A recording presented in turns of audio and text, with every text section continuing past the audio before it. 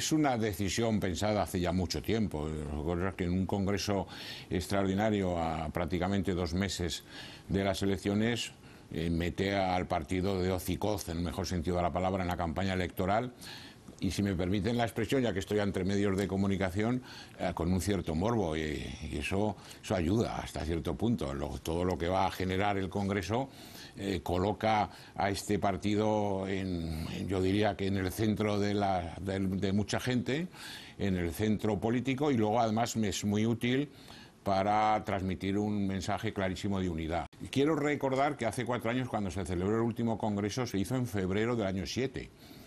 3 meses antes de las elecciones. Vamos a ver todo esto. Que tampoco estamos haciendo una cosa extraña. Yo creo que este partido está muy consolidado, tiene una buena trayectoria, a pesar de las críticas que siempre hay quien se encarga de hacernos desde tiempo inmemorial, y evidentemente quiero colocarlo en una posición centrada de cara al futuro, y me parece que esa opción existe, por supuesto, pero bueno, hoy por hoy a lo mejor no es tan fácil, pero esa posición teóricamente existe. Yo estoy ejerciendo como tal ahora. Esta tarde voy a Ainsa a presentar al candidato a la alcaldía de Ainsa. He estado en Binefar, voy a ir la semana que viene a Fraga. Estamos presentando candidaturas en todo el territorio.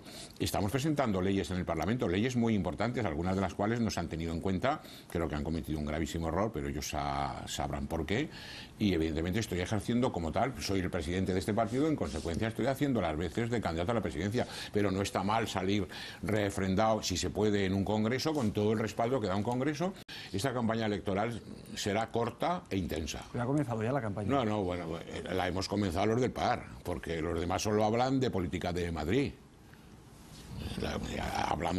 Hablar de Aragón, estamos hablando del PAR, presentando leyes que tienen que ver con el estatuto. Los demás están hablando de política nacional, algunos cargando contra el Estado de las autonomías en una previa de unas elecciones para elegir a un gobierno de una comunidad autónoma. Yo desde agosto sé más o menos cada paso que está dando este partido y sé lo que vamos a hacer de cara al futuro. Espero que el Congreso salga bien, pero también quiero saber si estoy en un partido que no hace un Congreso bien. Yo creo que lo va a hacer magnífico, va a hacer un Congreso estupendo, y van a tomarse una serie de decisiones. El programa político se va a aprobar allí, y el mínimo que el PAR exige para participar en un gobierno, para estar presente en un gobierno, también lo va a aprobar un Congreso.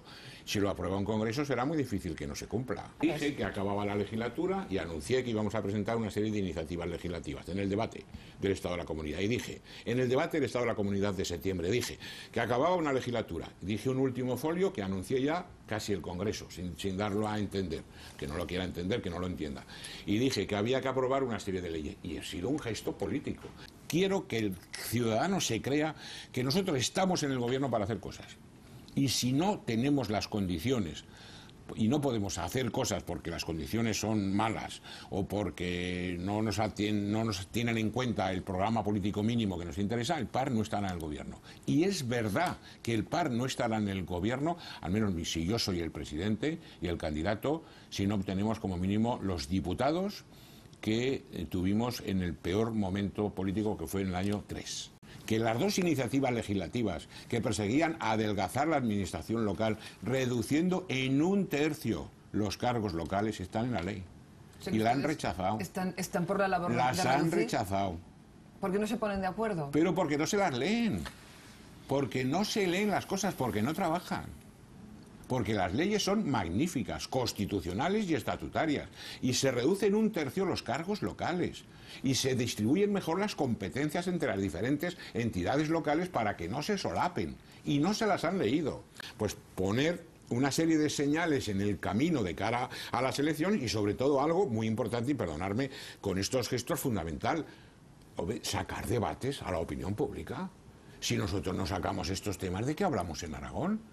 Si no hablamos del territorio, de los derechos históricos, del agua, de la capitalidad o de una ley que estamos preparando para dentro de unos días, ¿de qué hablamos en Aragón? De la crisis, señor. No, y la crisis está en el programa, pero de la crisis claro que hemos hablado. Y hemos hecho una reunión con más de 1000 empresarios, en la feria de muestra.